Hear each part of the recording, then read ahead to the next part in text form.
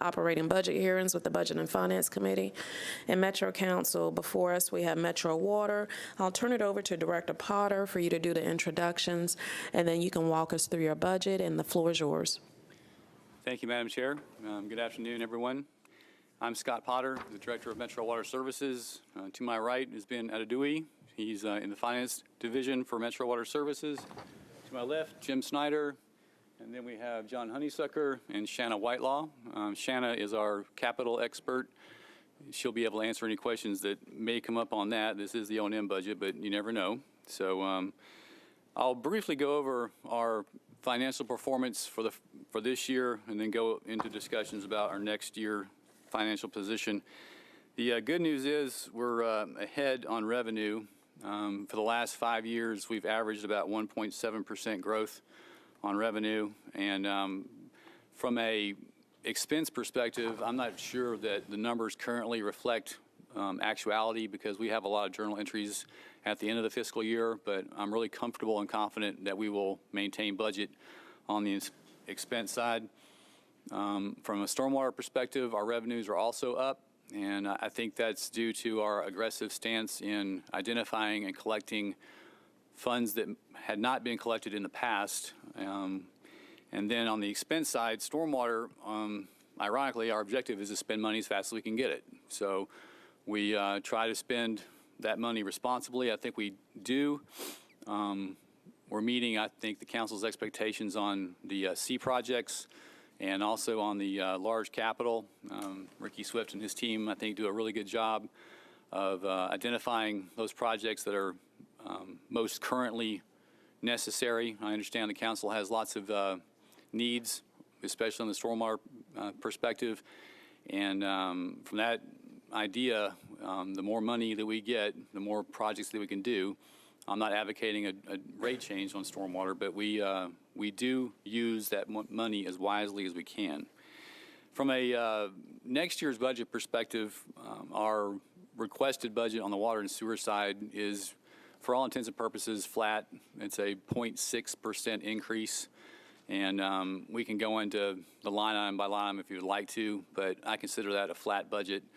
Stormwater is the same because the revenue stream should be unchanged, and so we feel good about where we're going to be on revenue for water and sewer. We feel good about where we will be on revenue from stormwater.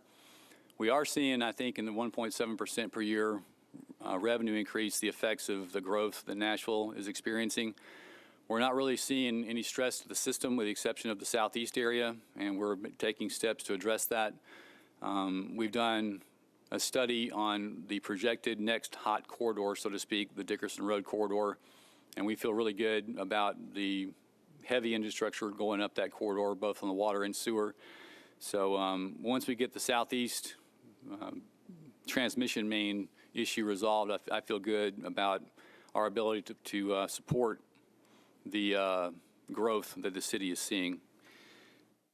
One accomplishment I'd like to talk about in detail is the completion of the Omohundro water treatment plant emergency power system. This project, which is about $43 million total, originated out of the May 2010 flood. If you can recall, the K.R. Harrington plant has the ability to go on its own power whenever we deem it necessary. The Omohundro plant did not have that ability, and we consider that a big risk because, as you recall, Harrington flooded and was unavailable for 30 days. So from a power perspective, if the grid has a catastrophic failure, up until about 2 months ago, we would not have been able to do anything from a water production side at all. So now we can come on our own generating power at the Elmo South location, which is off of Lebanon Road, but we can also make our own power cheaper on occasion. If TVA rates in the summer especially exceed our cost for producing electricity, we'll start those generators and produce our own more inexpensively. And also having that generating system available gives us a better rate with TVA because they have us on a 5-minute standby all the time at both plants. So we get a phone call from our friends at TVA or NES and say, get off our system. We can do that. If we don't, we have a big penalty, but to date, we've never failed to meet that expectation. So that system eliminates a big risk for us. And I want to give special consideration to the project manager for that, Heather Crabtree. She is a spectacular engineer, and she managed that project from about 2013 until the successful completion. So she is nothing if not persistent. That also falls in line with our overall energy reduction strategy. Our three cost centers are labor, chemicals, and electricity. So labor is somewhat fixed. Chemicals consistently increase because of the cost of the chemicals, especially carbon increase. But electricity is still an area where we can reduce our expense, and we're doing a lot of work along those lines. We do have solar installed, not now, it doesn't do much of a dent, but a little bit is better than nothing. We have a study completed on, well, we've issued an RFP for a solar farm that we're going to hopefully get some good bids on that will cost the department nothing. We'll be able to purchase energy from that solar farm. And we've done a whole lot of work on energy management at the Central Wastewater Treatment Plant, which is our biggest user. Y'all may not know, but it takes a whole lot of compressed air to operate a wastewater treatment plant. And compressed air takes great big motors, and they pull a lot of current.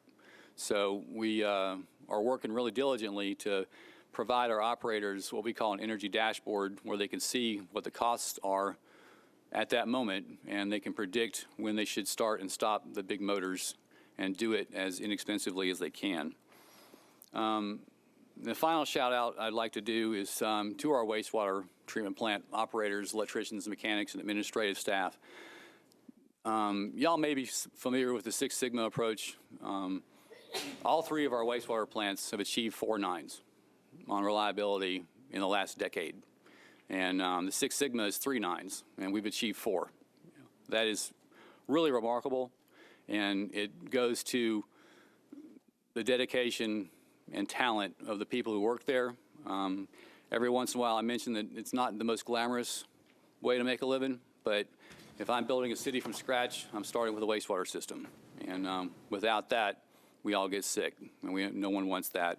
So they've done a great job. Our last water violation was in 2012, and we continue to supply water to this great city at a cost of 3 gallons of water delivered for 1 penny.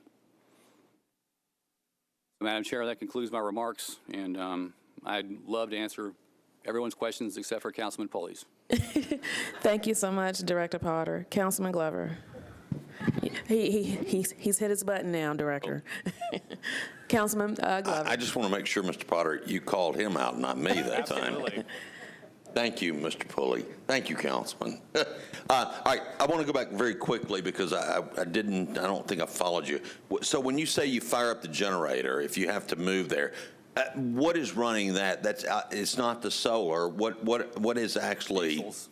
It is solar? No, it's diesels. Diesel, okay. Caterpillars. But because, is the diesel that much more efficient than just straight electricity? Well, the cost per kilowatt hour we can measure. Is less? It, on occasion, is less than what we are being charged by TVA. Okay. So when we observe that reduced expense, and we see it for at least a day or so, we'll start the generators and run off the generators. It doesn't make sense to start and stop and jump on and off, but if we see the ability to save some money, we're going to start that system. But also, most of the time, those systems are operated when TVA tells us to get off, and we do that. Okay, thank you. All right, and then just a couple other very quick, hopefully quick questions. The efficiencies that you guys operate with are appreciated. Obviously, you generate your own revenues basically and operate in that manner. One of the things that's happening is you've seen we're talking about maybe selling off various assets here in the city to hopefully maybe pay for some bills. I think we can debate that on a whole different subject, but do you see, because we did see an increase in the stormwater rates. Was it 2 years ago or something like that? I think maybe 3. Ago. Yes, sir, 3 years. Okay. Are you anticipating that you will come back to this council? And I really should be cautious when I say this council because obviously this term ends the end of August. But let's go ahead and say to the first year of the next council. Are you anticipating you would have to come back at that point and ask for any additional revenues that would be generated for stormwater projects? If you don't think you will, then if you would, please share with me. And if you don't know the answers right now, it's fine. You can send them back in. The efficiencies that you think you've learned or that you guys have managed to be better at when this rate increase took place, and where we kind of are on the improvements. Because you're right, there's a lot of projects out there. Yes, That's sir. one thing I hear a great deal about, as do I believe we all here. But so that, and then the second thing, I think you said a penny per 3 gallons of water is what the cost is. Yes, sir. And we deliver 3 gallons of water that's drinkable to a resident's home for 1 penny. Okay. When was the last time there was a rate increase for not the stormwater, but just water rates? 2010. Okay, so it's been quite a while. Yes, sir. Do you anticipate anything coming in that arena in the next 12 months, 18 months, et cetera?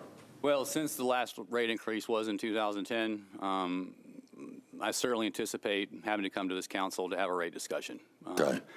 We have currently commissioned a rate study and a cost of service study to identify how much it costs us to operate, how we compare to our peers, and also how we compare to our peers from a rate perspective. The good news is that we're really inexpensive compared to our peers. That applies not only nationally, but very, very much so locally. There are local utilities that have rates that are double ours. And we've reached a point where our capital demand is getting close to being a little bit worrisome. So I'm a firm believer in investing in our infrastructure properly, ensuring that it's properly done from an auditing perspective, and investing adequate resources now so we don't pay more in the future. I think we're the most audited department in metro government. I happen to like audits because they're effective and they help us improve. But I think we've done a good job of establishing that we're responsible with the citizens' funds that they give to us.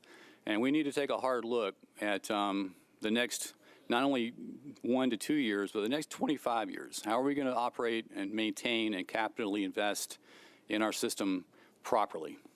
So I do anticipate that, Councilman. Okay, well, that's fine. I think when we're looking at income opportunities and various resources, obviously I would be remorse if I didn't ask you guys. And then my final thing is not a question, but just more of a thank you. Given the fact that we didn't honor the cost of living adjustments last year, we're doing it this year. I never really thought about the first responders until I'd gone out when some of the water mains burst and some of the other things, and all of a sudden I realized, wow, a lot of the folks in your department are first responders as well. Absolutely. And so I'm grateful for the men and women who at 3 o'clock in the morning, at 1 o'clock in the afternoon, at whatever time, when a Saturday, a Sunday, whatever, that when this happens, they're on it, and I'm grateful. So if you would please share with your staff that I certainly look at them as being first responders as well. Thank you. Thank you, Madam Chair. Thank you, Councilman Glover. Councilman. It's important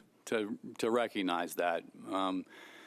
Generally speaking, that's our System Services Division, and the way I explain it to folks who ask about what they do for a living, they're the people, when it's January 10th and it's 10 degrees outside, who are hip deep in 39-degree water. And usually it's dark, they're in the right-of-way, and they're on site until it's done. Also, when you've got sewage on the ground, that's a health problem. And those ladies and gentlemen are in sewage, fixing the problem. They're really awesome at what they do. They're serious about it. And I think they take great pride in what they do. But I sincerely appreciate you making the recommendation of the recognition of those folks who are first responders. I really appreciate that. Thank you, Director Potter. Councilman Pulley. I was going to take it easy on you, but now I want to know about all my projects. I'm kidding. Madam Chair will call me down if I start Yes, asking as we have a those lot questions. of council members seeking to speak. Yeah.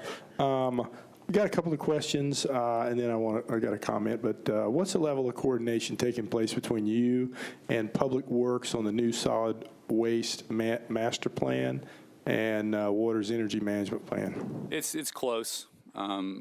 We have a team that works directly with them on coordinating what we're doing and what they're doing. The best example of the coordination is at our Dry Creek plant up in the Rivergate area. We anticipate at some point adding some digestive capacity up there and generating some electricity off of the gases produced by the digestive process. That falls directly in line with the solid waste management program in trying to eliminate food waste, as an example.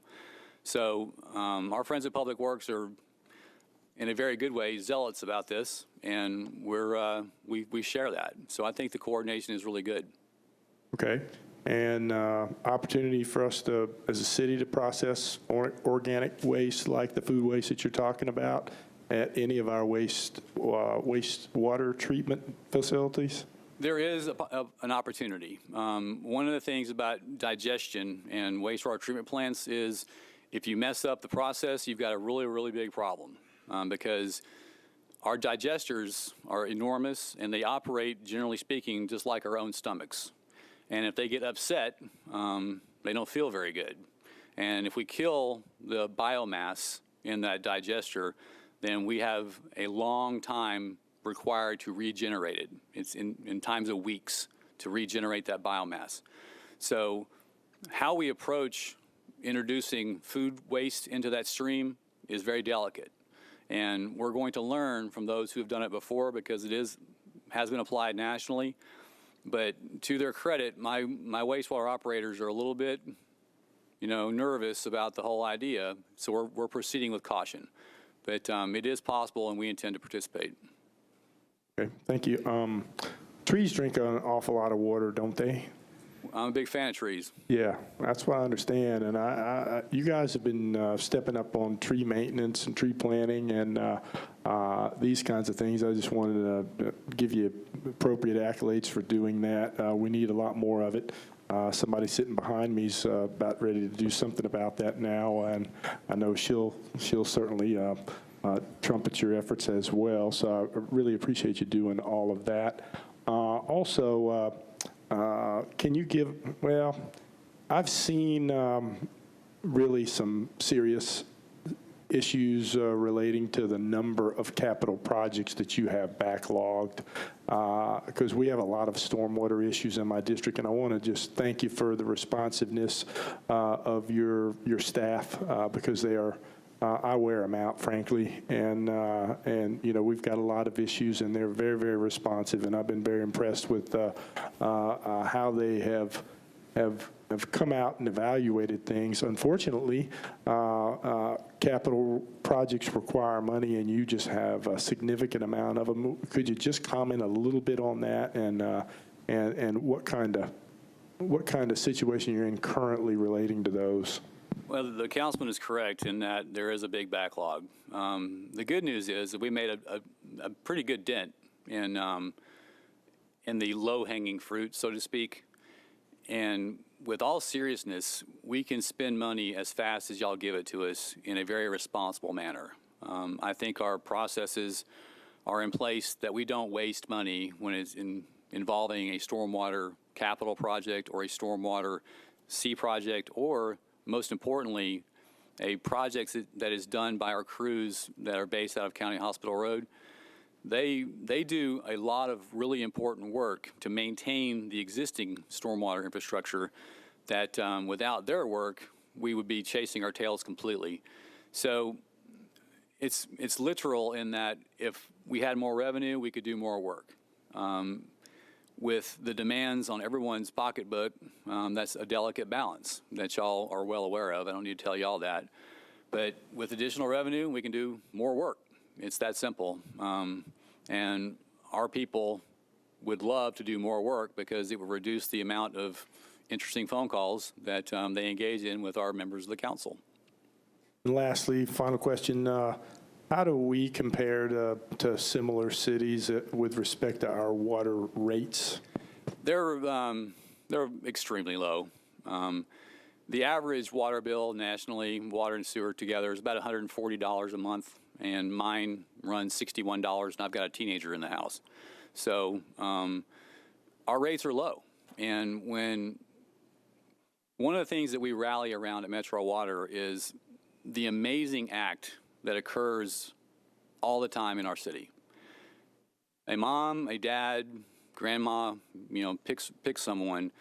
They walk up to a faucet in their home, they open a tap, they fill a glass of water, they hand it to a child, and they put it in their body. That's really incredible. And they do it, hopefully, with a great amount of trust. Now, we supply that water 3 gallons for 1 penny, and we take it back at 1.5 gallons per penny. So I think that's a pretty good deal. My AT&T bill is about $220. Like I said, I've got a teenager in the house. So I think something that's necessary for our bodies to live is equally as important as our cell phones, as shocking as that may sound. Well, I appreciate it, and I appreciate your comments. Thank you very much, Madam Chair. Thank you so much, Councilman Pulley. Councilwoman Allen. Thank you, Madam Chair, and thank you all for being here. And again, I would just echo that your stormwater team has been very responsive to me, and I'm so appreciative to Ricky Swift and all the many times he has gotten together with me and neighbors to try to figure out some really complex solutions that we're still working on. And I can give you lots of ways to spend money, so hopefully we can keep working on that. You've kind of hit on the different pieces of it, but just so I understand, we've got 3 sources of income: the water fee, the sewer fee, and the stormwater fee. And any capital stuff that gets done gets paid out of bonds that get issued, but those bonds get paid back by those 3 streams of revenue. Is that correct? Right. I can kind of walk you through where we are right now. So current through April, our revenue minus expense number is $99,986,000. So our 2019 debt service is $79,024. So the delta is $20,961,000. So the flow of funds is that water and sewer revenue go into our revenue accounts, and they flow out. The excess, that delta, will go into what we call our E&R fund. We call it engineering replacement. I have no idea why it's called that, but it's our capital fund. So that's cash that we have available to spend on capital work. So our debt service by our bond covenants is required to be paid first. So we pay our debt service, and then what we have left over, we spend on capital cash. Well, what you don't want to do is spend capital cash to pay for infrastructure that has a 100-year depreciation schedule. So what's smart is to borrow money and pay it off over a 30-year period, which we do. But unfortunately, we've reached a point with our bond covenants that we've gotten too close to provide the mechanism to issue more debt. So we have the cash and we use it, but we don't have the bonding capacity based on our revenue covenants to issue more debt. So we've got to get our rates properly aligned. And once we get them properly aligned, we can do the proper capital investment and audit the smithereens out of us to keep us in a position where we're not fighting our infrastructure. We should, from an industry perspective, be replacing at least 1% of our pipes in the ground every year, because a pipe should last for 100 years. We've got pipes in the ground that were in service when Abraham Lincoln was president. So 1% is about $35 million. So that should be a specific line item on a bill, just for that purpose alone. And then we've got plants. Our value is about $2.3 billion. So we've got infrastructure that's old. It's really well maintained, but you can't undo age. So our capital demands are higher than our ability to fund them. It's just that simple. That's helpful. And then where does the consent decree work fit into that? Is that funded out of this money, or does that come from some other source of funding? Yeah, it's essentially out of sewer funds, because the consent decree is on the wastewater collection and Okay. treatment system. Perfect example is that we've got a project that we have to do. The consent decree was entered into almost a decade ago, and it provides for required projects that we have to do. So the city has agreed by order with a federal judge to do this project list. So we have to do it. Those funds come from sewer revenue that, I'll go back to my previous explanation about capital bonding, has to be bonded because the wastewater treatment plant at Central has to last for a long time because it's not going to move, and we have no room for expansion. So we have to optimize it, which is what we're going to do. We're going to increase the flow throughput, change how we treat from a disinfection perspective, and make it more reliable. So that's a good thing to do anyway, but we have to do it because we agreed to do it as part of the consent decree. That's not the only project we have. There's a Mill Creek trunk sewer project that is, at last estimation, around $55 million. The longer we wait to start that project, the more expensive it's going to be. So just like in stormwater, we can spend money responsibly as fast as we get it. We need to do that, and we're required to do it from the consent decree perspective. And that also, that would come specifically from the sewer part of the Right. water, sewer, and stormwater. When you have to count the beans, essentially, water revenue has to work on water stuff. Wastewater revenue works on wastewater stuff. And stormwater revenue has to be segregated completely Gotcha. between water and sewer. Okay, great. So we do have the 3 revenue streams. Okay, thank you. That's very helpful. Thank you, Councilwoman Allen. Councilwoman Hurd. Thank you, and thank you, Mr. Potter, and your team for being here. I know last year I talked to you about diversity, and I came over and walked through your departments and saw some changes, and I was very pleased to see that. So I hope you keep that momentum going. Saw quite a few women. I was really, really happy and proud of that. I appreciate that, Council Lady. If you compare us to our peers, our diversity and our women ratios are much higher than what is standard presently in our industry. So we're really proud of that. And a lot of that credit goes to Ivan Davis. He is very diligent about getting candidate pools that reflect our community, and we've had great success in hiring a diverse candidate. And promoting. Yes, I ma'am. was very happy to hear of some promotions. Yes, ma'am. So I'm also on the stormwater kick too. Did we underestimate the cost of what the stormwater was going to be? Because I think I recall that we started collecting fees before the project actually began. So was it that we underestimated the cost, or what happened, or we just underestimated what was going to need to be done? Well, when stormwater came over from Public Works in 2002, they didn't really bring a revenue stream with them. So I think in 2004, the council passed the first stormwater fee, and that generated about $15 million. So I kind of phrased that as it put us on training wheels because we needed to understand how to run a stormwater program. We got, I think, pretty good at it. So the council agreed to double the rates. And we had a lot of discussions with this body about what the appropriate level of funding would be, and we landed on $35 million. So that's low compared to our peers.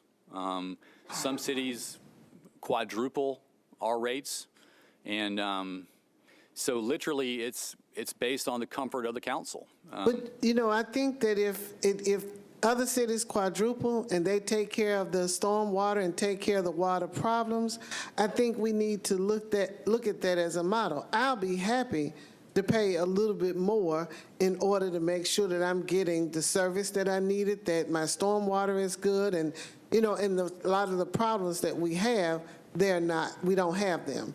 So I would think you might really want to consider it, because I think people, you know, don't mind paying, you know, because you get what you pay for. Yes, ma'am. So if we paying little, then we getting little. If I could ask Madam Chair for a motion, I guess?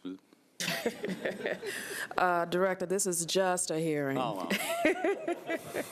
So that was basically it. But I would want to see a priority list, because I don't know if with the stormwater projects, if you have a priority list and for some reason or another you get away from it, but I'd like to see that stormwater list. And Councilman Pulley talked about coordination.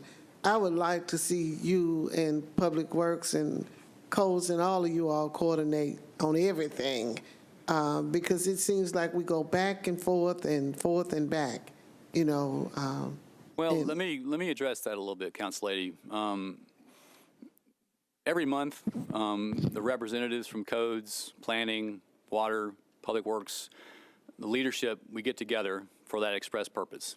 We talk about what we're doing from a higher level of management and leadership, but our staffs work every day together. They meet. A perfect example is the energy management program, sidewalk program, the paving program. We will not do a water project unless we ask Public Works if it makes sense, because what we don't want to do is go rip up a street that they just paved. And concurrently, if we need to do a project, perhaps Public Works can adjust their schedule to pave after we complete it. So there's a lot more coordination that happens that isn't really visible. Of course, we can always do better. We're a big organization, and every once in a while things fall through the cracks. But I like to reassure the council that there's a lot of coordination, and Public Works does a really good job of really helping us manage our capital program, especially from a sidewalk and paving perspective. Yes, ma'am. That answers your question, Councilwoman Hurt. Councilman Hall. Everybody breathe.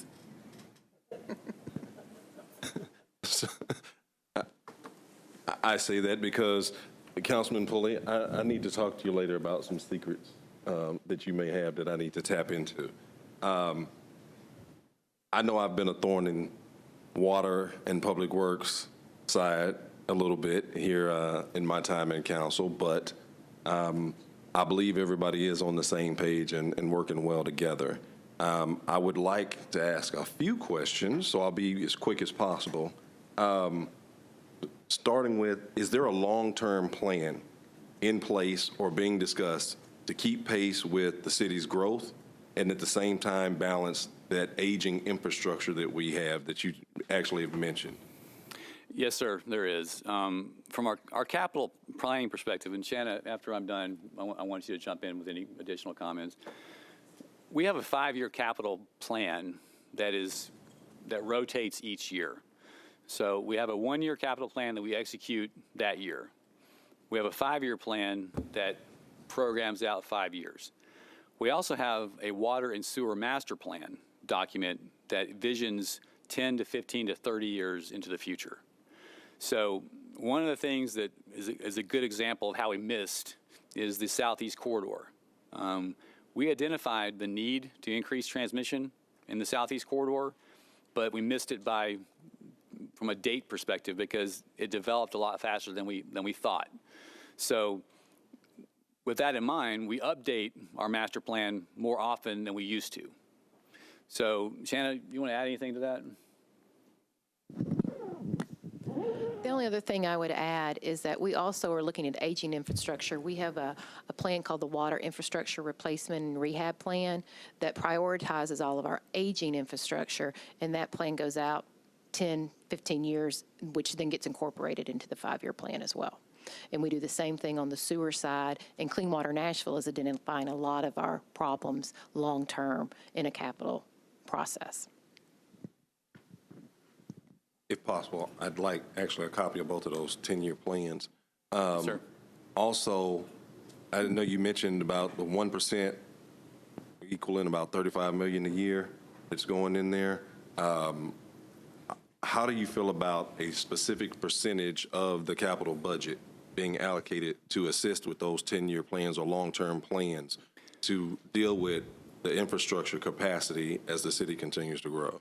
I think a commitment by the city to fund 1% capital replacement on pipes alone is proper.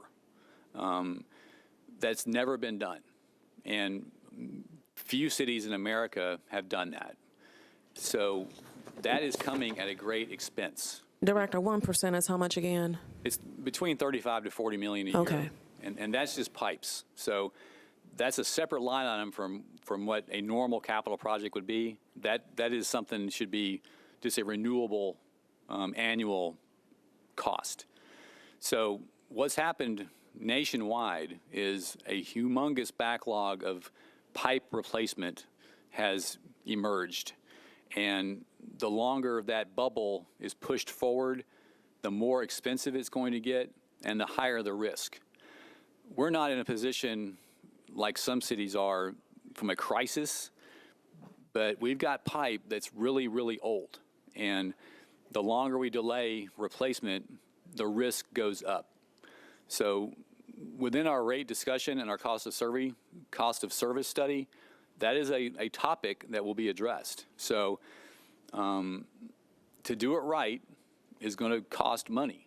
And what I'm going to propose, I think, as a result of the rate study, is a line item approach to how we fund the capital budgeting process for Metro Water and Sewer. Really quickly, last two. Your grand solar farm, that's an awesome idea, great plan. Fortunately, Councilwoman Haywood and I have some young people we would like to send your way because one of those stories that gets seldom spoken about in Nashville is Whites Creek High School having the what's rated as the #1 alternative energy program in America. Those young people have done a phenomenal job with biodiesel and now creating a solar array at the school and taking 15% of that school's energy solar. We want to work with them. It's the day they get out of school. Good deal, good deal. We really do. Last one, it's a big one. Not really, I'm kidding. Where are you on more public-private participation with smaller developments or projects and businesses? Because as the city continues to grow and a lot of resources are being diverted, we want to put more emphasis on developers putting money in the ground and paying their fair share on projects. But we know because of that increasing infrastructure cost, how is that going to work in terms of everybody's not in Amazon? So how can some of these smaller developments that are still really important to communities participate in that type of program? Generally speaking, the way a participation agreement would work for Metro Water is, this doesn't really happen much anymore, but think of a farm that gets sold, and it's at the very end of our distribution system. So, and a developer wants to build a bunch of houses on that property. So to build the infrastructure necessary to support that development, let's just say it's a 6-inch pipe. So we see additional capacity for development in that region, or we already see a demand that's not being met in that region. So we will approach the developer with a participation proposal such that we upsize the pipe and we pay for it to provide for the capacity necessary for expansion or for fire suppression, as an example.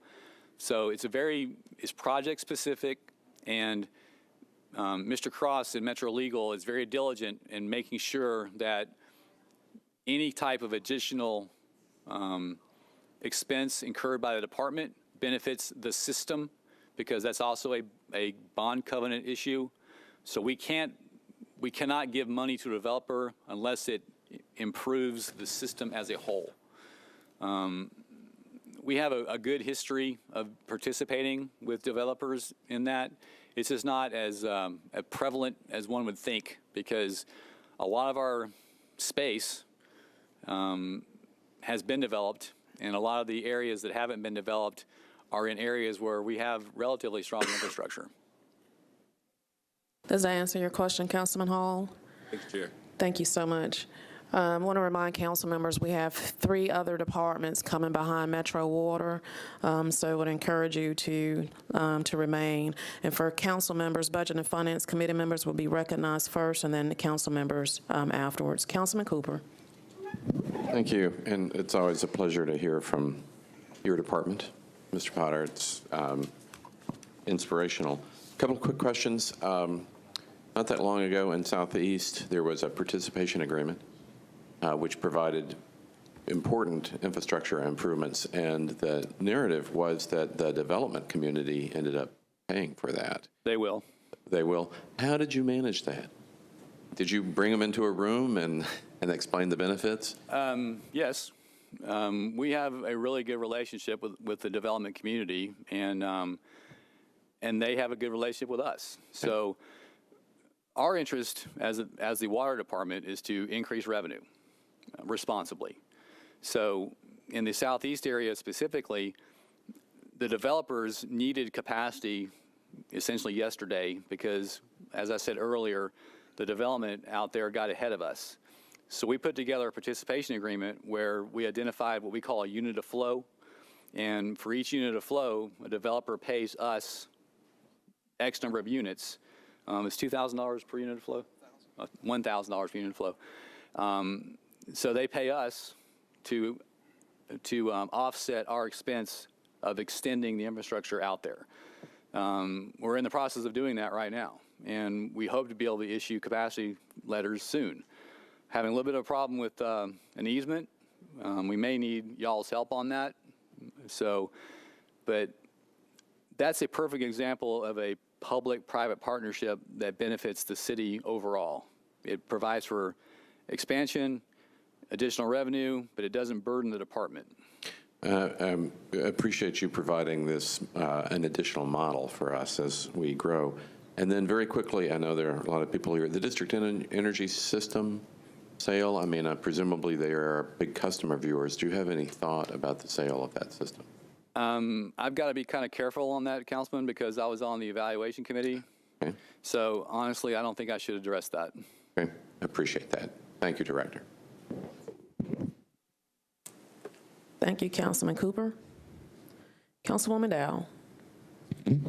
Thank you. I just had a quick question. He brought up the public-private partnership we had out in our area with regard to the water pumping stations.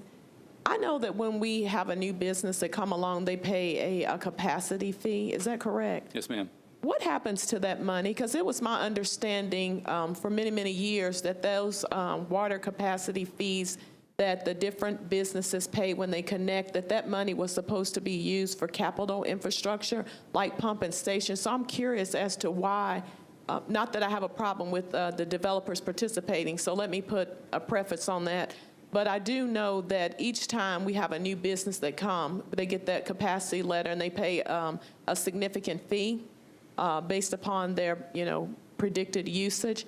And it was always my understanding from the last 8 years that those dollars were set aside to help fund these type of capital projects. So I'm just curious, over all these years, all the people that's paid this money, what happened to it? Whenever a capacity fee is paid, it goes directly into the E&R fund, which is our capital fund. Last year's total E&R fund contribution, Ben, do you remember? It was like $3 million from the capacity fees. Okay, let's see.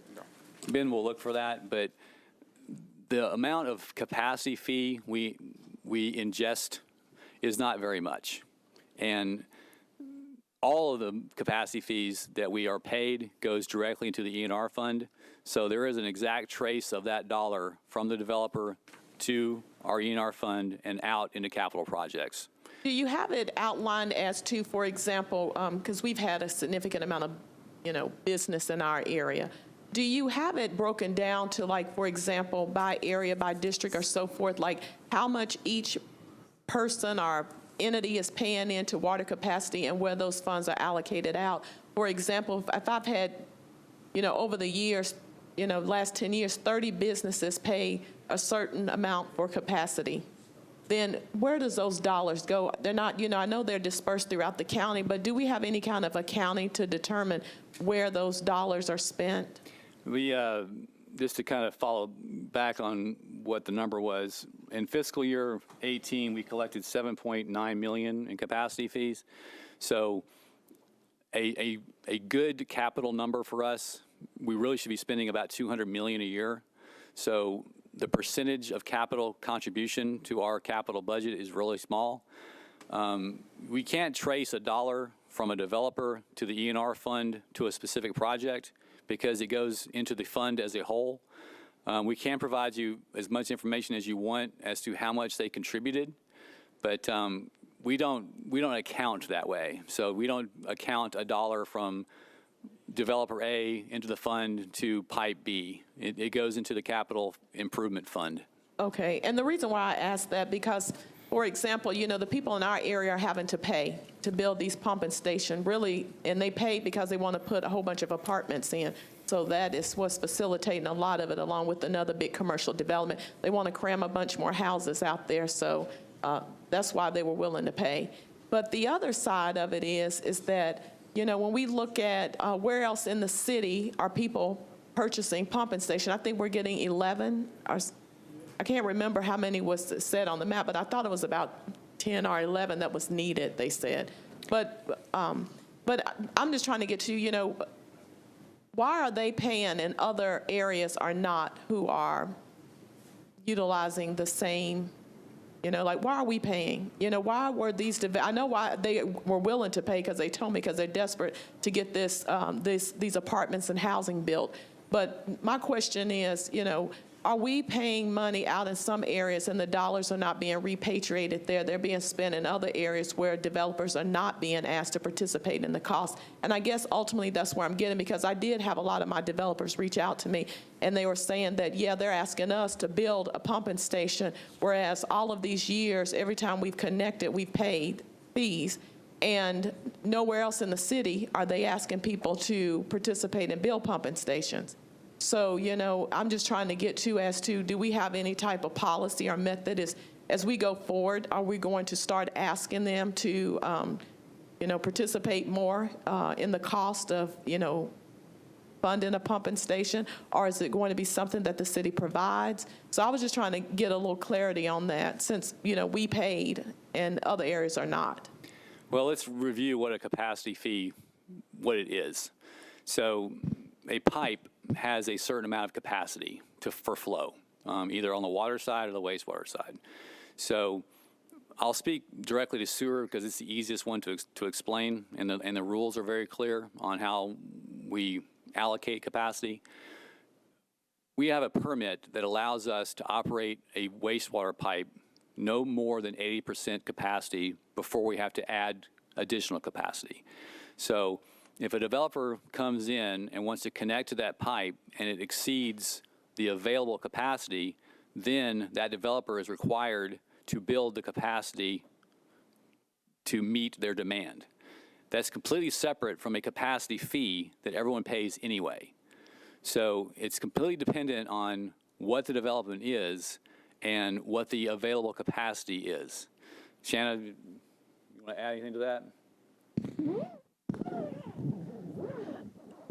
One way to understand this is, we said earlier about the Southeast project, our projections were wrong. It grew faster than we knew. We work with population estimates, we work with other departments and agencies, and it got ahead of us. So in order for the developers to be able to do it at a faster rate, we needed them to participate because we're not collecting enough capacity fees to spread along. So it was really a matter of timing more than anything.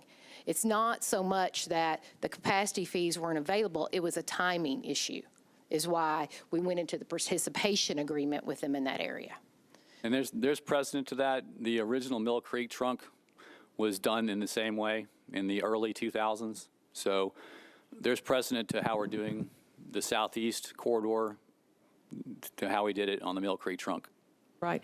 I guess just going forward, I would like to see other communities and their developers participate, and not just the burden putting on the developers out in our area having to pay. And I guess this, ultimately what I'm getting at, I understand the mistake and I understand all of that, but for years, they've paid in and no infrastructure has been put in the area, and then when it's needed, they're asked to pay for it. So I think when we talk about like the whole equity issue, they're saying like downtown, they're paying. They're not having to pay for pumping stations, but when we want to contribute and build a house out here, they're asking me to build my own pumping station, and do this. So the only thing I was just trying to get at, and I'll close out, is that, if this is a precedent going forward, then we should ask other communities, developers, to pay for pumping stations too, and not just penalize the people out in the southeast corridor to have to provide and pay for pumping stations when other developers are not.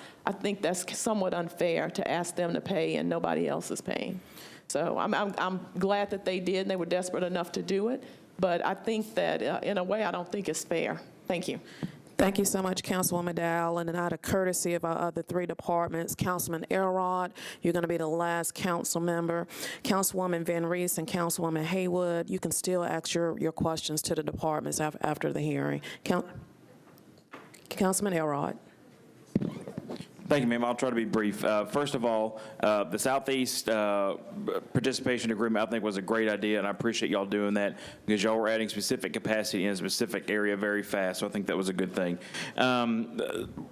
I'll try to get to my questions quickly. And I've talked to you about this before, and it's really an accounting issue and not necessarily reflective of the finances of Metro Water. But the Metro Water is listed on the comptroller's list of financially distressed water utilities. Can you go through why Metro Water is on that list? Because our bond covenants are getting too close. So, thank you. That's the simple answer. So I appreciate that. So we haven't had a rate increase in many years, so we're going to need to, if we don't raise rates to be able to increase our bond capacity, will the state then essentially force us to raise our rates or raise it for us? We've never been in this position before. Presumably, the state will take action if they have to. I'm hoping it won't come to that. Because there have been other utilities that have been in a situation, not like ours, but in much worse financial shape, and usually they're smaller water utilities, but they don't raise their rates, they don't keep up with their infrastructure they have to build out, and then all of a sudden they see double and triple rate increases. So I think it's important for us to make those incremental increases, and going 9 years without a rate increase, on the one hand, it is good to try to keep water rates down, but if it's hurting us for our bond capacity and those bond covenants, then it could come back to bite us later on. Another quick question: employee salaries. For some other water utilities in the area or in the state, they have independent boards that set their rates. Employee salaries and that kind of thing. Do Metro Water employee salaries, or do they track with other surrounding water utilities? Do we have, are we seeing, employees leaving Metro Water to go work at surrounding water utilities? No, sir, we're not. Our pay plan is Metro pay plan. We don't have our own pay plan. But we don't see our employees leaving for other utilities. It's quite the opposite. We get a lot of employees from smaller utilities that come work for us. And from an industry perspective, that's hard on the small utilities because they can't maintain the level of certification they need. But we don't have folks leaving to go to smaller utilities. That's not happening. Right, and I'll just close. I encourage anyone that's watching and any council member, if you haven't taken a tour that Metro Water provides, it is extremely educational, really cool to see some really great old buildings that Metro owns and maintains that for security reasons aren't open to the public necessarily. But if you have an opportunity to do that, it was one of the things I did in my first year of the council, and it was really great to particularly understand all of that y'all have to do. And because y'all run a really great department, I think is recognized throughout Metro government and the council. So I appreciate everything y'all do. Thank you so much, Councilman Elrod. Director, Can I have one? Go ahead. If Madam Chair would let Sonia Allman talk about how to get on a tour, that'd be really good. Sonia, send us an email, and the council members can announce that during their announcements for the council meeting. Thank you. We're running an hour behind, and we still have 3 other departments. And out of consideration of them, they've been back there for sitting over an hour plus. We want to keep the budget hearings moving. Director Potter, thank you and your staff for everything that you do for this city. This concludes your budget hearing. If we're going to have Public Works, make your way down.